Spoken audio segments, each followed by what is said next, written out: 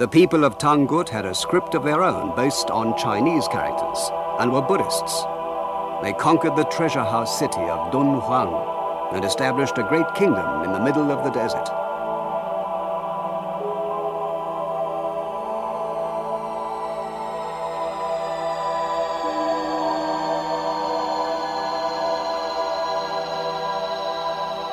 On the second day, about noon, we came to a strange place strewn with sharp black stones.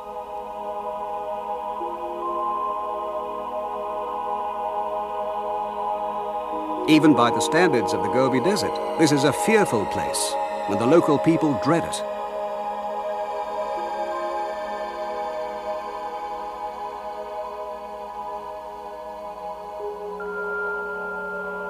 In the middle of the desert, Xixie prospered as a way station for east-west trade. However, this prosperity only lasted for about 200 years. In the 13th century, the city seems to have vanished. We have no idea what happened to the Tangut who ruled it, or of its inhabitants, or their descendants.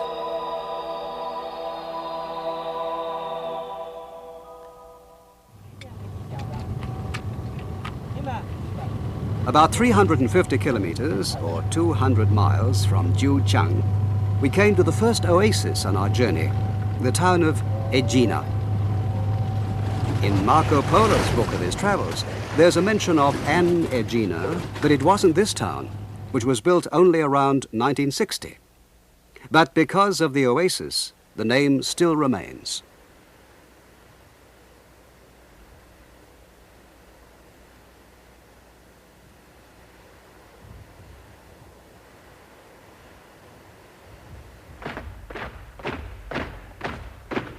There's a garrison of the Chinese army stationed here to patrol the border. It's quite near the Mongolian border, and today, as in the past, it's China's main northerly line of defense.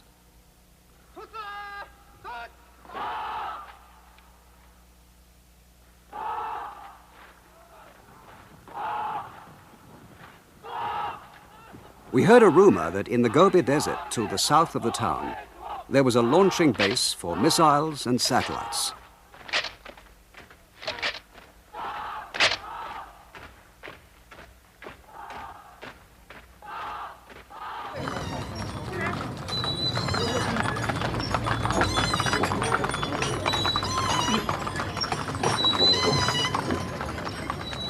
At midday, the oasis is busy with people going home for lunch.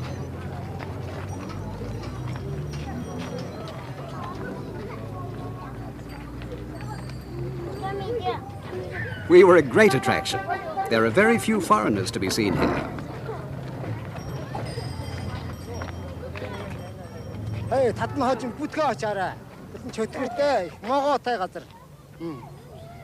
Many people tried to persuade us not to go on.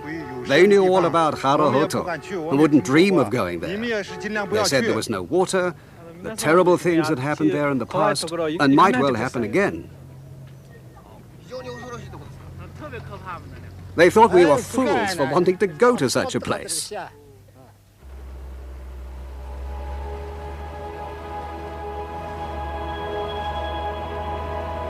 Harahoto lies east of Egina, near a place where the Egina River becomes a group of small lakes.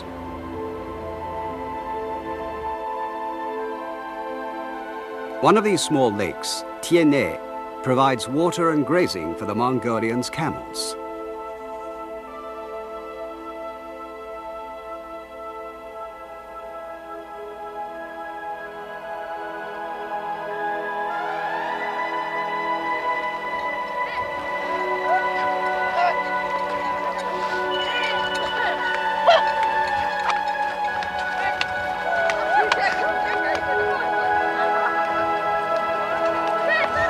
Here, even the smallest child is a skillful camel rider. This herd of 500 camels is being looked after by a group of 3 families. For people who live in the Gobi Desert, camels are quite indispensable.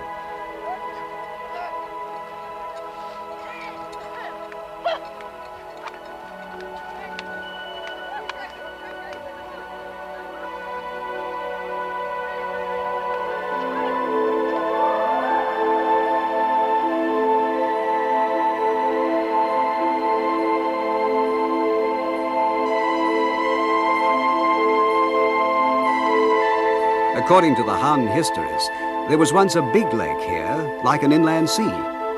Today, the Great Lake has broken up into a number of smaller ones. The Chinese scientists believe this is due to movements of the sand over 2,000 years.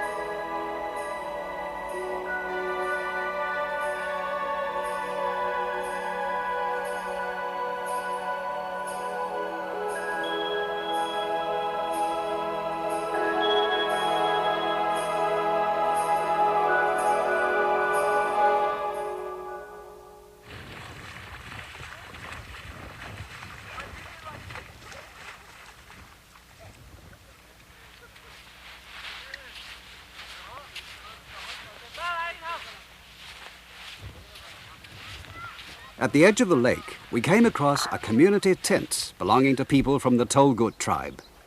The Tolgut are Mongolians who wandered here about 300 years ago from Xinjiang, far away in the west, and settled down. They raise goats, sheep and camels, and every 6 months they wander off in search of new pastures. When they find a good place, they rebuild their tents and settle down again. But they stay within an area about 500 kilometers across or 300 miles. This family looks after a flock of about 400 sheep and goats, but of these only about 40 actually belong to them. The others are communal property. The more stock they look after, the more they get paid. They make a kind of alcoholic drink from mare's milk called kumis. First, the milk is allowed to ferment, and then it's heated on a stove.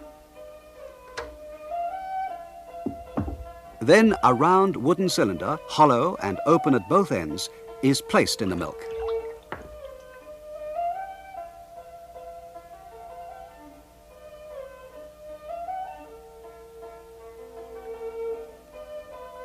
And a small pot is suspended inside the wooden cylinder.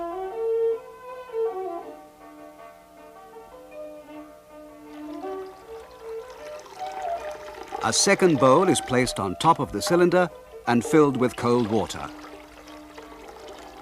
The alcohol in the mare's milk condenses on the cold water bowl and trickles down into the small pot. It's a form of still.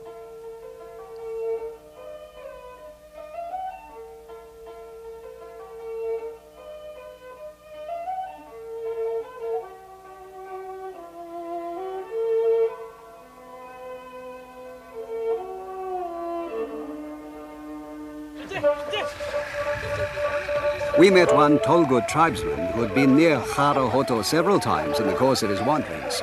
He was 71 years old, and his name was Tamdon.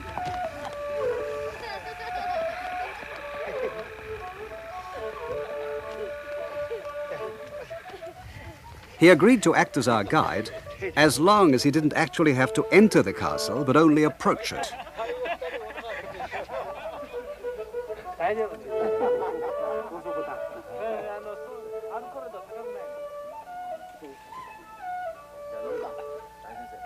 They serve the kumis in silver cups. It tastes pretty rank, but we didn't want to hurt the old man's feelings.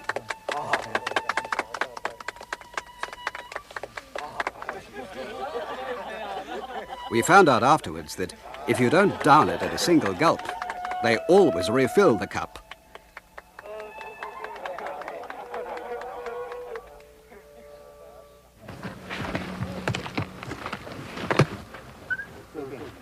At the village of Nanborg, we borrowed 33 camels. We had our equipment, water, food and so on, more than a ton of luggage altogether.